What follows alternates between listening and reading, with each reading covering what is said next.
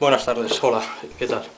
Bueno, este es el hotel Silken en Puerta Valencia, acabo de llegar y voy a hacer un poco el recorrido. Bueno, el tema es que esta era la puerta de entrada, justo antes de entrar hemos visto el pasillo, estoy justo delante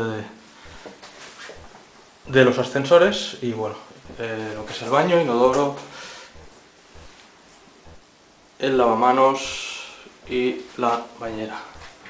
Es de la cadena Silken y bueno, he estado en este y estuve también en el que hay en Santander, en el Sardinero, y bueno, aunque la decoración es distinta, tiene una pinta por el estilo.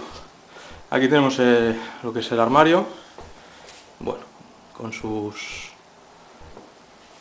departamentos, su ropa colgada, está cuando he llegado no estaba, y esto sería la habitación. Aquí a través del espejo podemos ver un par de camas.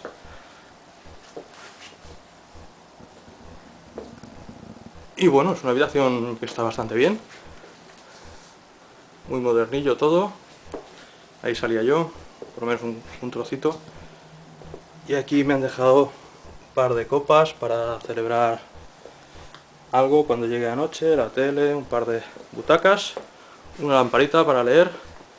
Y bueno, esta es la vista desde el otro lado. Y este chisme que la verdad es que no estoy muy seguro de lo que es, pero me da que es una especie de plancha. Y bueno, esto es, corro la cortina, esta es la ventana.